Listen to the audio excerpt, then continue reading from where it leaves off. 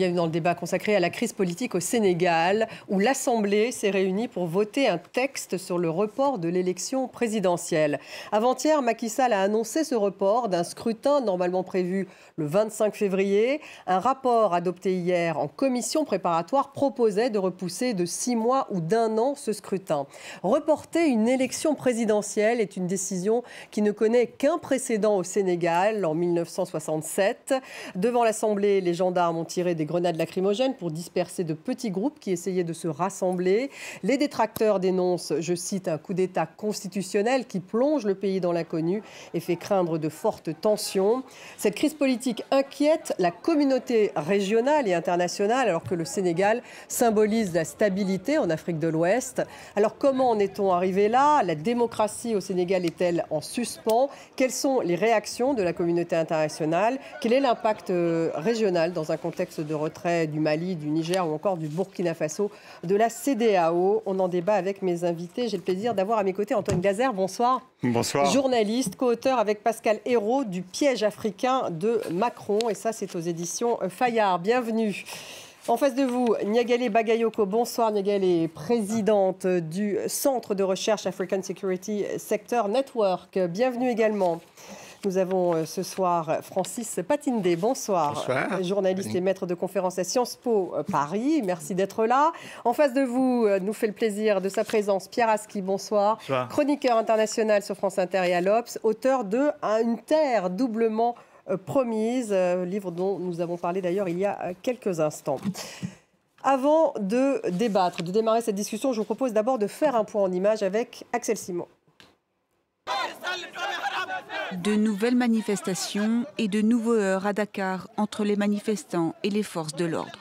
Cette fois-ci aux abords et devant l'Assemblée nationale, alors que les députés débattent d'une proposition de loi constitutionnelle controversée sur le report de 6 mois de l'élection présidentielle annoncée samedi par le président Macky Sall.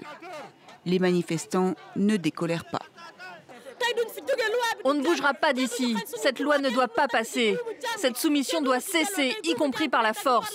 Macky Sall doit s'en aller. Ils veulent conserver le pouvoir pendant encore 6 mois, mais ce ne sera que le début. Ils vont vouloir le conserver encore et encore. Nous voulons que tout le peuple du Sénégal se rassemble ici et manifeste pacifiquement. Nous avons toujours été un pays pacifique et démocratique.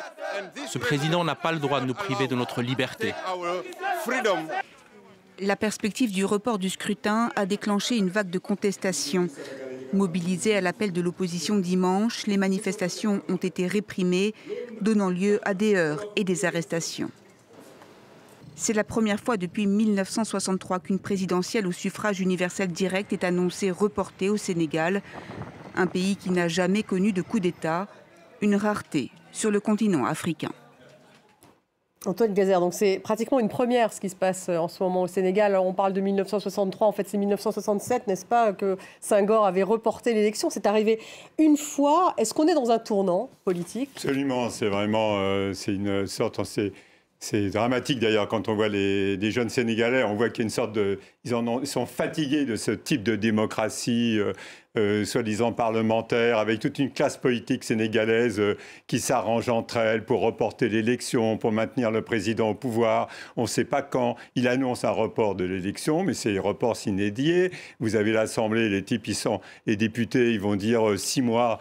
On a dit 6 mois, si c'est le 25 août 2024, c'est un moment, c'est la saison des pluies, ça sera impossible. Donc d'autres disent 1 an. Donc je veux dire, il y a vraiment une sorte de classe politique traditionnelle sénégalaise, et vous avez les jeunes qui en ont marre. On voit bien qu'il y a vraiment un vrai problème. Maintenant, c'est vraiment une crise politique majeure dans ce pays. Sarah Sacco, vous êtes avec nous là en direct de Dakar, me semble-t-il. La liaison est bonne. Oui, vous êtes avec nous. Sarah, vous étiez devant l'Assemblée toute la journée. Quelle était l'ambiance aujourd'hui ?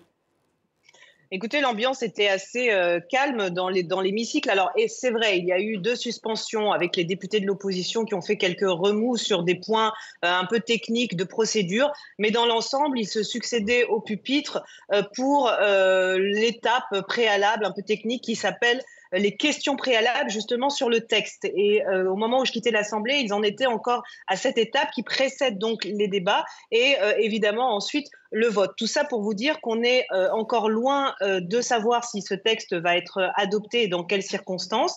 Les députés ont jusqu'à minuit ce soir pour débattre, mais la séance peut très bien être suspendue et reprendre demain en fait.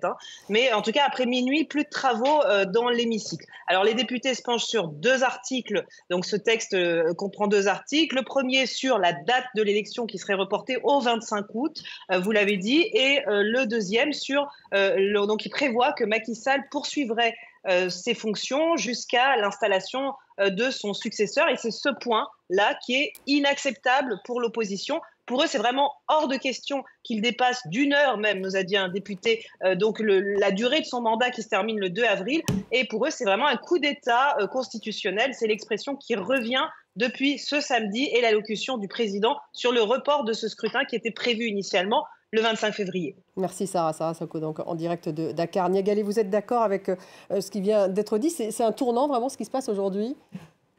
Moi, je pense, oui, qu'il s'agit absolument d'un tournant qui, malheureusement, s'inscrit dans la dynamique que l'on constate à l'échelle de la sous-région ouest-africaine, qui va vers davantage de recul de la démocratie. On parle bien sûr beaucoup des coups d'État, mais on a... On n'en est pas là, hein. On n'en est pas là, mais est-ce que on n'est pas, depuis quelques années, dans une situation extrêmement grave où les violations de la démocratie se font au quotidien, à la fois à travers l'instrumentalisation de la justice, c'est quelque chose qui est très caractéristique du contexte sénégalais, à la fois par un recours à la force disproportionnée de la part des forces de maintien de l'ordre. Je rappelle que les manifestations de 2021 et de 2023 ont fait plus de 40 morts, ce qui est énorme dans une démocratie dite apaisée, et aussi à travers le recul des libertés fondamentales. Il y a eu la suspension du signal de diffusion hier soir de l'une des principales télévisions, Walf Algérie, la suspension régulière aussi de l'accès à Internet. Donc est-ce que la démocratie peut vraiment se réduire à son volet électoral et institutionnel? À mon avis, non. Et beaucoup de pays dans la sous-région ouest-africaine se livrent à des pratiques qui lui sont totalement contraires. Oui, je pense que ça pose la question d'une certaine manière d'une démocratie sans démocrate, c'est-à-dire qu'on a le formalisme démocratique avec des élections et on a des pratiques qui, elles, ne sont pas démocratiques. Et le Sénégal a longtemps vécu sur une image, l'exception démocratique, le pionnier, le premier à avoir introduit le multipartisme, la liberté de la presse, etc. Et on voit bien que ce modèle est épuisé, que ces dernières années, on est allé de crise en crise, et qu'aujourd'hui, confronté à une défaite électorale vraisemblable, c'est en tout cas ce qu'annonçaient les sondages, avec une absence de transparence dans tout ce processus, on se retrouve avec une démocratie débranchée. Et là, c'est quand même extrêmement grave, parce que effectivement, c'est pas un coup d'État militaire comme on a pu le voir dans les pays du Sahel, mais c'est pas mieux. Et c'est ça le problème. C'est ce que dit en tout cas l'opposition à Macky Sall. Francis Patinde, pour revenir un petit peu au début, qu'on comprenne bien, parce qu'en fait, une histoire institutionnelle. Karim Wade, donc, était l'un des candidats, mais retoqué, lui, par la Cour constitutionnelle, donc il n'était pas officiellement candidat.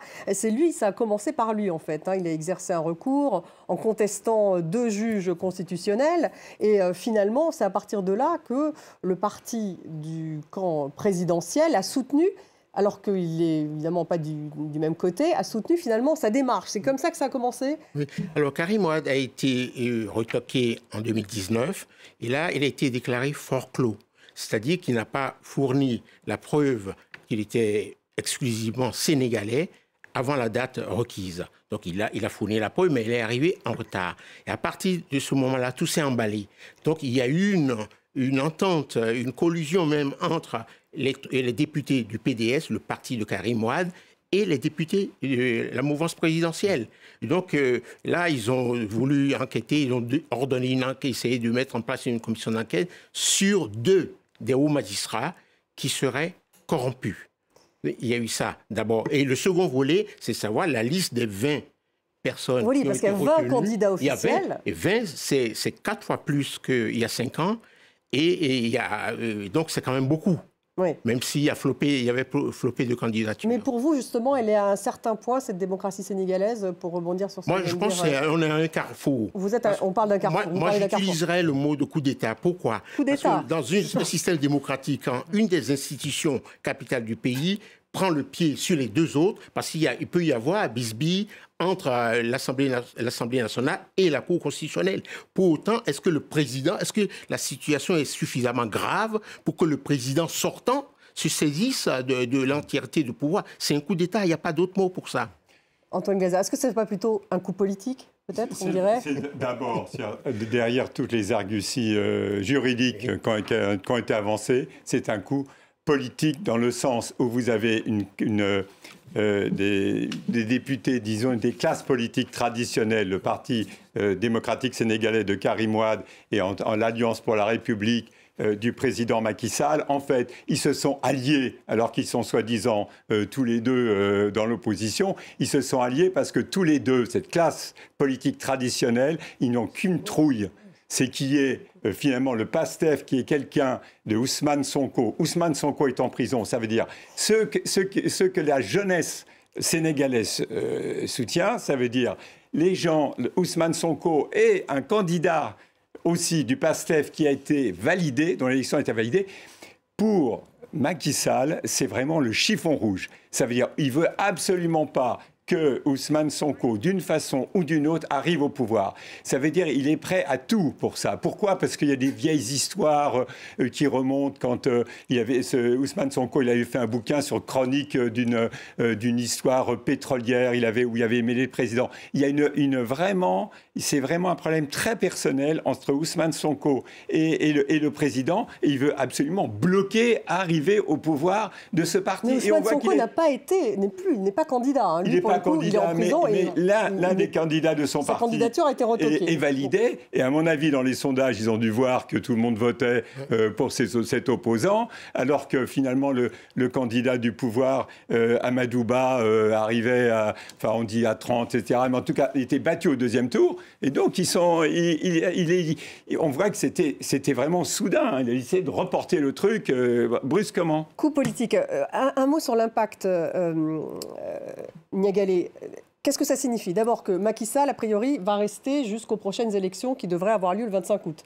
Si en tout cas c'est voté, si la loi est votée par l'Assemblée nationale. Ça, c'est la première chose. Deuxièmement, est-ce que ça veut dire que ça remet les compteurs à zéro? C'est-à-dire que Macky Sall va pouvoir, par exemple, nommer un autre représentant de son parti, puisque Amadou Ba, manifestement, est contesté, il pourra y avoir d'autres candidatures. Est-ce que ça remet tout à zéro sur les candidatures? Alors, moi, je n'en suis pas sûre, parce que Amadou Ba, il est investi. Donc, pourquoi renoncerait-il au nom d'un conflit qui s'est révélé avec le président, dont il voit qu'il n'est pas fiable et qu'il a voulu le sortir du jeu?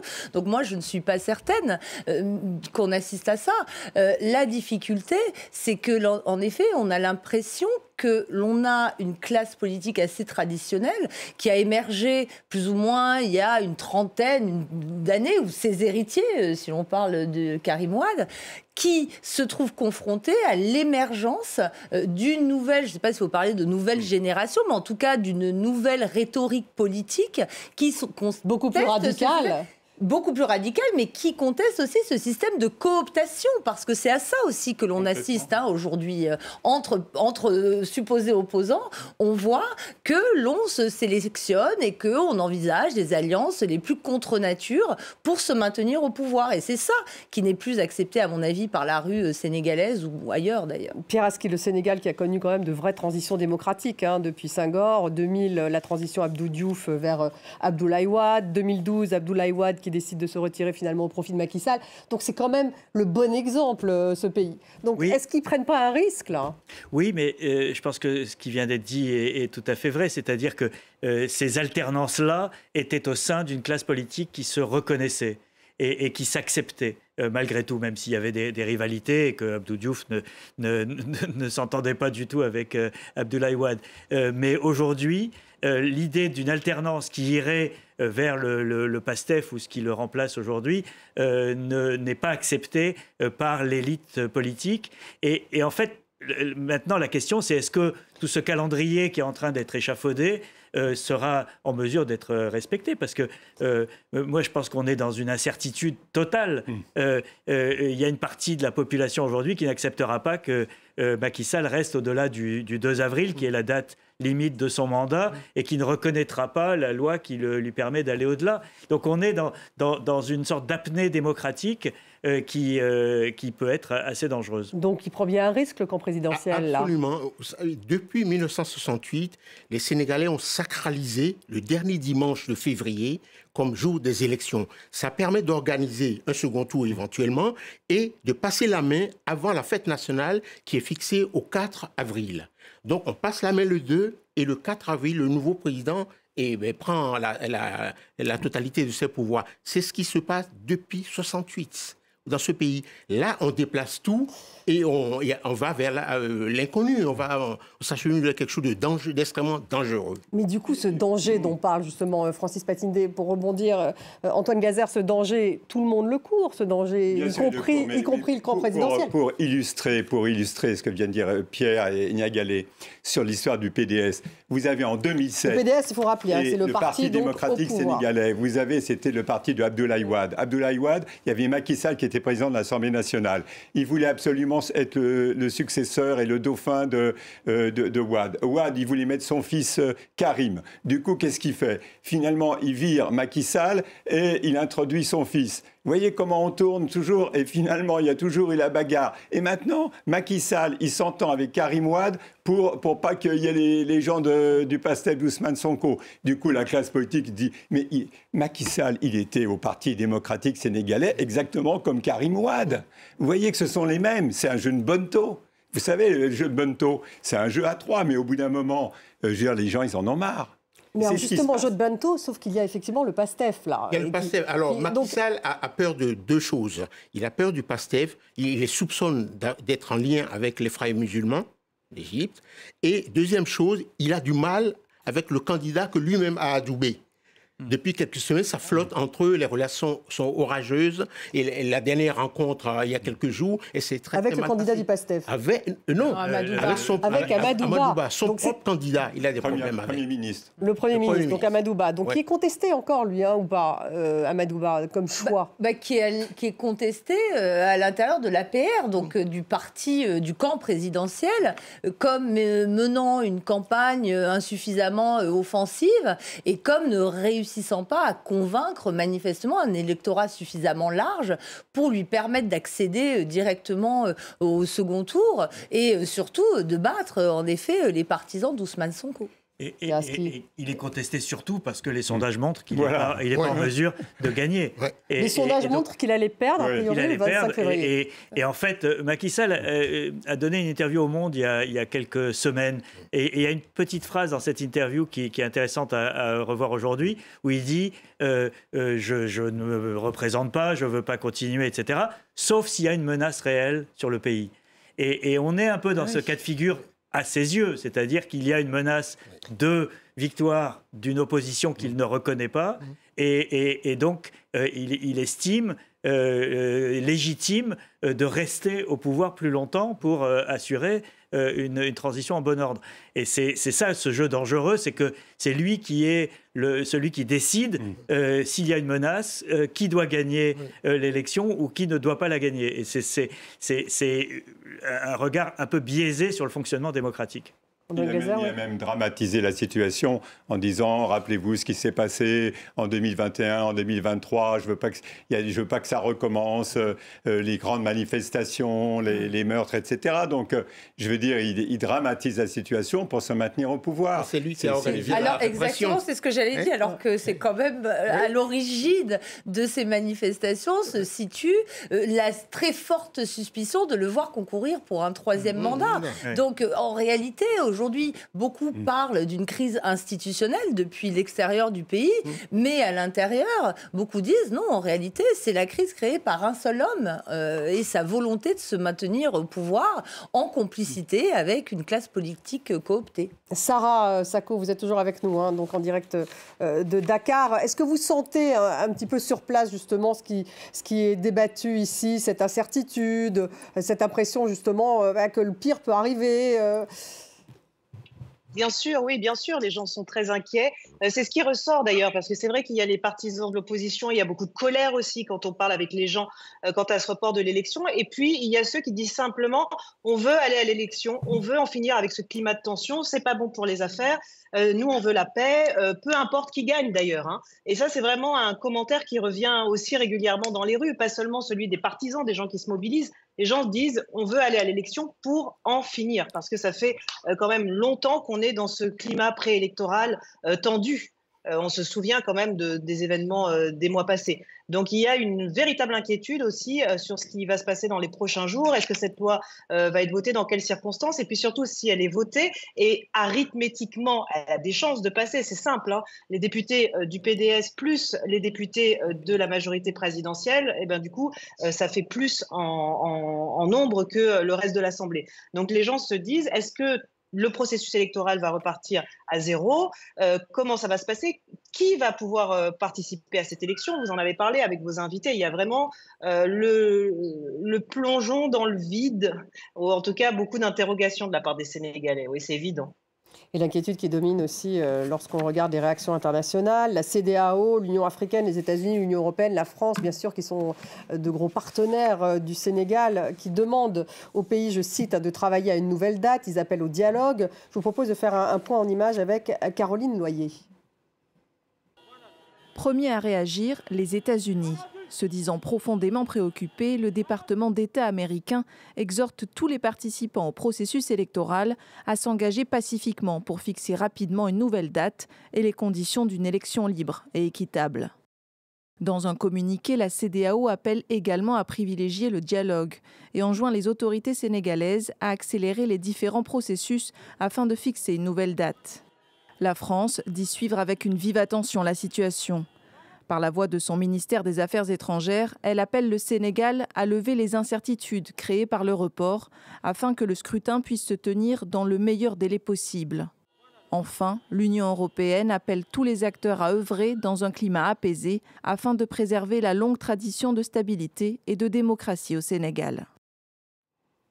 Francis Patine de la CEDEAO qui exprime son inquiétude. On l'a vu, c'est vrai qu'il y a un contexte d'instabilité au Sahel très important. La sortie de 3 pays de la CEDEAO, on en parlait ici même la semaine dernière, le Mali, le Burkina Faso, le Niger. Est-ce qu'elle risque encore d'être affaiblie dans cette incertitude qui plane aujourd'hui, avec cette incertitude qui plane aujourd'hui au Sénégal? Il y a des États clés quand même. Hein. Oui, mais vous aurez noté comme moi qu'ils sont très, chaque mot est pesé dans le communiqué.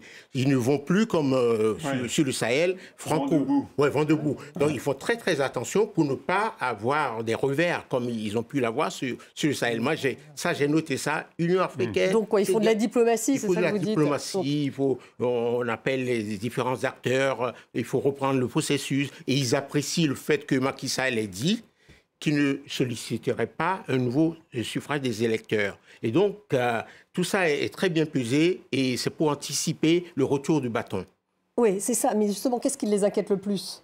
Ce qui les inquiète, je comprends sincèrement que Macky Sall, il ne restera pas à une unité, mais il veut mettre de l'ordre, comme disait Pierre Aski tout à l'heure, pour faire élire celui qui aura son choix, ou un des deux qui seront ses élus. La CEDEAO. La CEDEAO est largement discréditée finalement. Ce qui est important, c'est qu'il suffit de regarder une carte, on voit qu'on est à un tournant historique. Ça veut dire, on voit que toute cette période un peu historique de 60 jusqu'à la chute du mur de Berlin, on a pensé que ça continuait comme avant. Et on voit que là, il y a vraiment une volonté de changement des populations jeunes. Et donc, c'est vraiment un changement historique. Et le Sénégal, quand vous regardez une carte... Mais on va regarder la carte, justement, parce qu'il y a eu ces 3 pays du Sahel qui viennent de quitter la CEDEAO. Les autres chefs d'État, soit ils ont fait des 3e mandats, mais c'est le seul pays de la région où il s'était rien passé voilà, de dramatique, c'était le Sénégal. Ailleurs, il y avait des contestations populaires sur le plan de la démocratie. Et donc, c'est pour ça que le Sénégal était un peu comme ça, le pays qui restait l'image. Mais sauf que l'image, maintenant, c'est terminé. Donc, c'est pour ça que tous les acteurs extérieurs restent très prudents, parce que quand il y avait le Sénégal, qu'il y avait encore tous les pays côtiers, on disait c'est des histoires de hinterland, ça ne nous concerne pas. Mais là, maintenant, arrivé sur les côtes, il y a un problème. Et donc, c'est ça. Moi, je pense que c'est un changement historique majeur de toute la région, et le Sénégal n'échappe pas. Oui, c'est un changement majeur. Moi, et donc la CEDEAO... Entièrement d'accord avec cette analyse, mais ce qui est intéressant, ça fait plusieurs années qu'on constate que la CEDEAO est devenue majoritairement composée de gouvernements aux pratiques autoritaires, ou en tout cas qui vont à l'encontre des principes démocratiques qu'elle est censée défendre et sur lesquels elle a fermé les yeux. Cette organisation est en train de partir en lambeaux, on l'a vu avec le retrait des 3 États du Sahel, mais on le voit aussi à travers sa composition interne. Moi, je pensais même qu'il y aurait très rapidement une validation de ces régimes militaires, tout simplement parce que les autres régimes civils ont eux-mêmes des pratiques qui sont ce qu'ils n'ont pas validé encore. À un degré très, très limité. Ils ne l'ont pas validé, hein, les régimes militaires dont vous parlez, justement, des 3 pays du Sahel. Mais il y avait des négociations. Et si l'on regarde vraiment, et je pense que c'est important d'insister sur ce point-là, l'organisation, pour moi, elle ressemble de plus en plus à sa sœur d'Afrique centrale, c'est-à-dire la CEEAC, donc la Communauté économique des États d'Afrique centrale, qui a des principes, une architecture institutionnelle parfaite, mais qui est composée d'États majoritairement autoritaire et qui donc n'a aucune influence sur la façon dont il gouverne à l'intérieur. Ça changerait de nature, cette CEDEAO, Pierre Aski. En tout cas, ça aurait un impact, cette crise politique au Sénégal, sur la CEDEAO. La CEDEAO a déjà montré son impuissance dans ses réactions sur les coups d'État dans les pays du Sahel, puisqu'elle a fait des proclamations de sanctions, de menaces d'intervention militaire, etc., et que rien n'a changé, et que ces 3 pays sont sortis de la CEDEAO. Vous demandiez si la CEDEAO serait affaiblie, elle est déjà affaiblie. Et maintenant, c'est la vitrine démocratique qui craque, et on le voit dans les réactions des autres membres de la communauté internationale dont vous avez parlé. La réaction française, par exemple, est d'une indigence, d'une prudence extrême, parce que la France... D'abord parce que la France a un tout petit rôle dans cette affaire, mais qui risque peut-être de lui coûter cher. C'est que c'est une déclaration, un décret signé par Gabriel Attal, le Premier ministre, qui a mis le feu aux poudres d'une certaine manière, puisqu'il donne la date à laquelle Karim Wade n'est plus français. Or, cette date est postérieure à la date limite qui aurait dû être... celle de sa citoyenneté exclusive sénégalaise. Parce qu'il avait la double nationalité, ce qui ne lui permettait pas justement de concourir à l'élection présidentielle. Et donc on se retrouve dans une situation où la France a très peur d'être le bouc émissaire de cette affaire. On se souvient quand même des émeutes il y a 3 ans, dans lesquelles les cibles avaient été des cibles françaises, les magasins Auchan, les stations Total, etc., et les péages Eiffage sur l'autoroute. Et aujourd'hui, la France, avec le climat qu'on a vu dans tous les pays du Sahel, a très peur d'être prise comme bouc émissaire d'une situation dans laquelle elle ne veut surtout pas apparaître comme... Même, c'est pas eux qui ont téléphoné aux États-Unis en disant envoyez votre communiqué avant nous, quoi. 24 heures. 24 heures avant. Alors moi, ce que je voulais dire, c'est que Karim Wade n'est pas le seul dans le cas. Ce qui ajoute à la cacophonie actuelle, c'est qu'on a découvert une des candidates validées et qui est française, qui a gardé sa nationalité française, et il se dit qu'il y a d'autres, qu'il y a même un qui est suisse et un autre qui est américain. Donc, alors, mais attendez, pourquoi, là? Parce que la Cour n'a pas fait... Bon, c'est pas son boulot de vérifier. Là, donc, il y a une candidate qui a de la double nationalité. Oui, elle est en garde à vue. Contre Karim Wade, c'est pour ça qu'ils ont vérifié. C'est pour ça qu'il a perdu. Bien sûr. Parce qu'il y a d'autres Français, il y a un Suisse et peut-être un Américain parmi. Donc, qu'est-ce que ça veut dire? Ça veut dire que le travail en amont, n'a pas été fait. Et pour revenir justement sur l'implication de la France, Antoine Glaser, pour rebondir sur ce qu'a dit Pierre Aski, c'est quand même, d'abord, il y a 20 000 Français au Sénégal, me semble-t-il, encore, toujours à peu près. Avec des binationaux, oui. Et la France, en fait, a toujours estimé que ce pays, c'était la stabilité des pays d'Afrique de l'Ouest. Et est-ce qu'il n'est pas au cœur du redéploiement français aujourd'hui, un petit peu, le Sénégal? Mais en tout cas, le Sénégal, on pense Sénégal, Senghor, francophonie, machin. Mais franchement, moi j'ai vu les images. Non, mais on pense Senghor. Non, mais la réalité, c'est que le Sénégal est totalement mondialisé. Ceux qui font du business au Sénégal, ce sont les Chinois. Et quand vous avez le plus grand stade qui a été inauguré, vous avez Macky Sall, il avait dans une main, il avait Frank Steinmeier, le président allemand, et dans l'autre, le président turc Erdogan. Voilà, c'est ça le Sénégal. Faut pas Nous, on s'obsède sur l'histoire de la France. Il y a encore 350 soldats. Il y a le chef de la DGSE, Bernard Arimier, qui est allé récemment avant de quitter son poste. Mais franchement, c'est un pays totalement mondialisé, le Sénégal. Sauf que pour les jeunes, ils pensent que c'est les Français qui tirent les ficelles, qui poussent Macky Sall à l'empêcher d'arriver au pouvoir, parce que c'est vrai qu'il est panafricain, anti-français. Il y a l'histoire des frères musulmans. Ousmane Sonko, c'est un directeur des impôts et qui dit que toute la classe politique sénégalaise est corrompue. Et lui, il s'est fait mettre à la porte des impôts en considérant qu'il n'avait pas le droit de réserve, etc. Mais c'est une sorte de ballet citoyen à la burkinabé, hein. Donc les Français sont épinglés pour cela. Mais enfin, lorsqu'on parle de démocratie, et c'est vrai que la France parlait beaucoup aussi de la question de la stabilité, et pas que la France. Tous les investisseurs dont vous avez parlé, là, toutes ces puissances, ils parlent de l'Afrique comme on veut chercher des pôles de stabilité. C'est ça aussi. Des pôles de business. Hein. Mais le business a besoin de stabilité. C'est ce que disent en tout cas. Ils ont cherché de la stabilité aussi. D'où cette incertitude. On imagine que l'inquiétude, elle vient aussi de là. C'est-à-dire qu'on pense à la démocratie, mais un certain nombre de puissances pensent aussi à stabilité. Il n'y va plus y avoir de pôle de stabilité dans cette Afrique de l'Ouest. Oui, mais la difficulté, c'est que ce discours sur la stabilité, voire ce concept de stabilisation, est en échec absolu.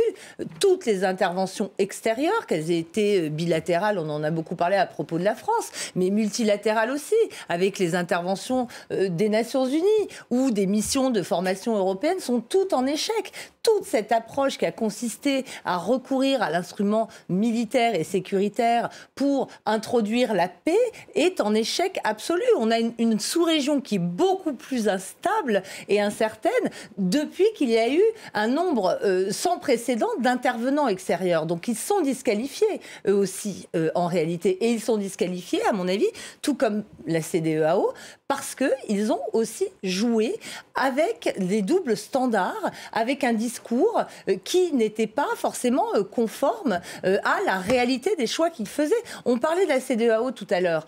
Ce que l'on paye aujourd'hui au Sénégal, c'est aussi la façon dont la CEDEAO n'a pas réagi lorsqu'un troisième mandat a été finalement exercé en Côte d'Ivoire et en Guinée. Et cela avec l'assentiment aussi de la France ou des autres partenaires occidentaux, voire du système multilatéral international. Et c'est ça qui est rejeté dans son ensemble aujourd'hui par la rue, à mon avis, au-delà de la seule classe politique sénégalaise classique. Pierre Aski, sur cette question de la stabilité. On parlait au début de savoir si c'était une charnière, un moment charnière ou pas. Et en fait, on arrive au bout d'un système. Et le nouveau système qui a du mal à se mettre en place, et il sera très peu influencé par les acteurs extérieurs. Et en fait, le reflet de ces communiqués qu'on a vus tout à l'heure, c'est l'impuissance. C'est d'abord l'impuissance. Et l'impuissance a façonné ce monde comme on l'a cru pendant des décennies. Et aujourd'hui, on voit bien que les puissances qui ont le vent en poupe sont celles qui sont plutôt porteuses d'un modèle plus autoritaire, plus vertical. Donc la Chine, la Russie, et la Turquie, l'Iran. Et que d'une certaine manière, le Sénégal, qui était la vitrine, est aujourd'hui la vitrine brisée. Et qu'il y a quelque chose qui va en sortir, mais on ne sait pas quoi. On ne sait pas quoi. Moi, je pense que le modèle décrit par Pierre vaut pour la planète entière. Vaut pour la planète entière. Parce que c'est pas. Les Africains veulent de l'autorité, ils veulent plus les vieux modèles, ils veulent plus les anciens politiques, ils veulent du neuf. Mais je pense que ça c'est la même chose en Europe ou en Amérique. Alors quel neuf? Parce que ça, c'est aussi le terreau pour les populismes de toutes sortes. Le problème, il faut relativiser toujours les choses en Afrique. Pourquoi? Parce qu'on se disait, bon, le Sénégal, au moins le Sénégal. C'est-à-dire que, bon, on se disait, c'est pas une démocratie totale, mais il y avait quelque chose. Et donc, beaucoup d'Africains se raccrochaient à ce... Toujours cet exemple sénégalais. Parce qu'il n'y a jamais eu d'élection au Sénégal sans mort. C'est vrai. Il y a toujours eu des morts. En 63, il y a eu 40 morts. Et moi, j'ai couvert 3 élections pour Jeune Afrique. À l'époque, j'étais journaliste. Mais il y a toujours eu des morts. Pierre et moi, on était à l'élection en 1988. Il y a eu des morts.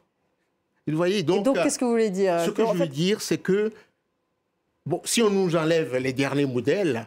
Je me demande où est-ce qu'on va aller. C'est ça. Si on nous enlève les derniers modèles, où va-t-on? Désespérant. Mais on voit bien Antoine Gaza. La consoeur à Dakar, elle l'a dit elle-même, les gens, ils n'y croient tellement pas qu'est-ce qu'ils veulent, c'est que ça se termine cette affaire pour reprendre la vie quotidienne. En plus, c'est un pays, il faut le dire, qu'il va y avoir, il y a des gisements de gaz et de pétrole extrêmement importants à la frontière de la Mauritanie, du Sénégal. Ce pays où on a connu qu'il n'y avait toujours que l'arachide de bouche, le cacahuète, il n'y avait rien d'autre.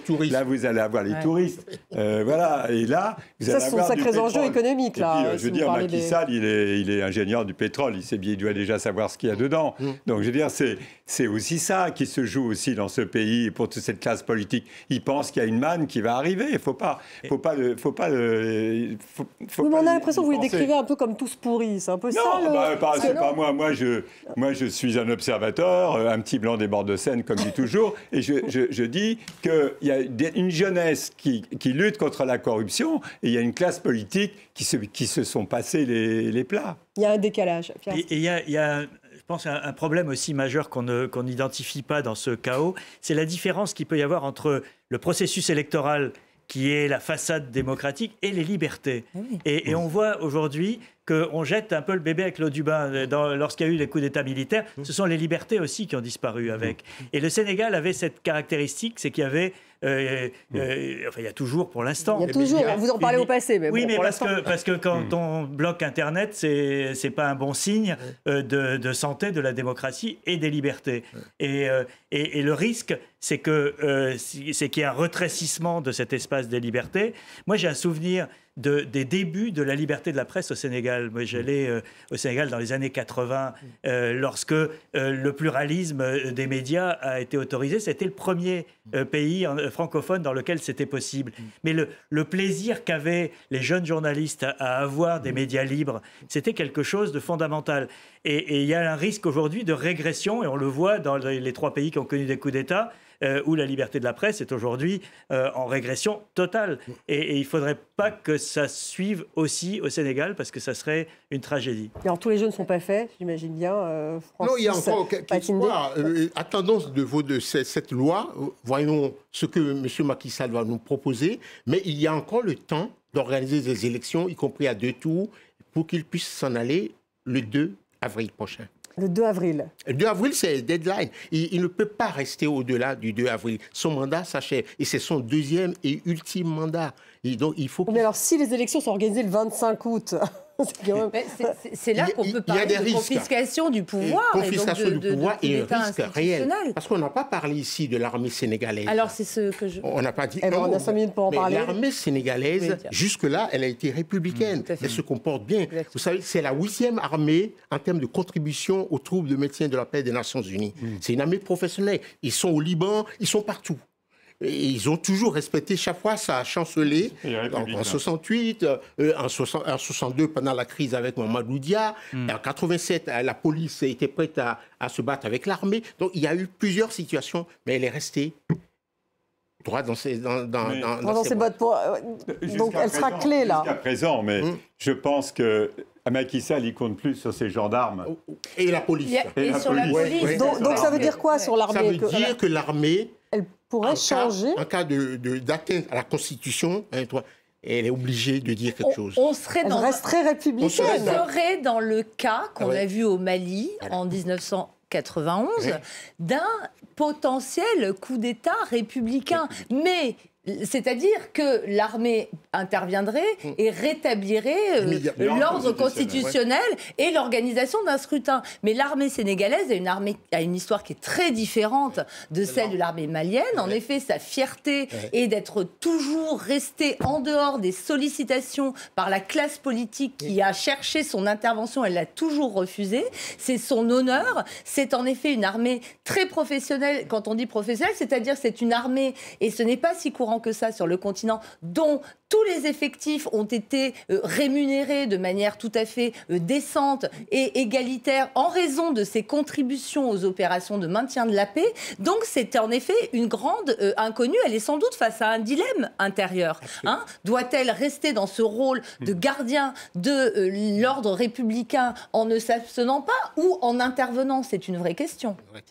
C'est la grande inconnue, effectivement, à partir du moment où, au-delà du 2 avril, on est hors du cadre constitutionnel, quelle que soit la loi qui sera votée aujourd'hui ou demain. On parle moins de l'Assemblée des députés que de l'armée. Vous voyez qu'on a avancé très vite.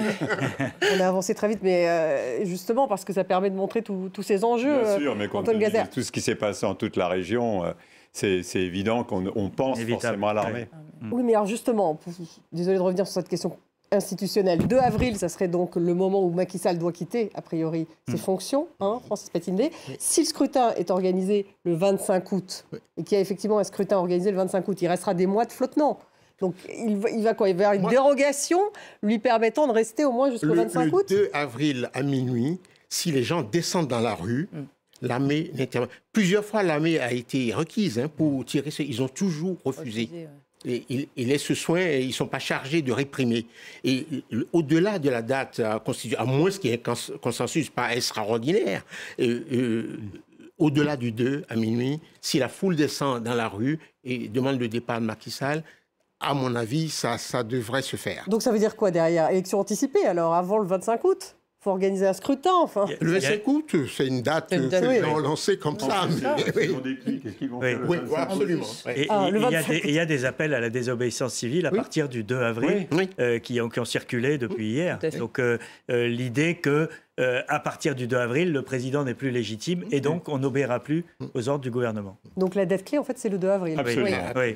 Donc on attend toujours ce vote. Merci en tout cas d'avoir participé à ce débat. Merci Sarah Sacco qui n'est plus avec nous malheureusement, mais qui était avec nous en début d'émission en direct de Dakar. Merci Antoine Glaser, Niagali Bagayoko, Pierre Aski, Francis Patindé. Merci à vous tous de nous avoir suivis. Vous retrouvez l'émission sur les réseaux sociaux ainsi qu'en podcast. Voilà ce qu'on pouvait dire à ce point en tout cas maintenant sur cette crise politique sénégalaise. Restez avec nous.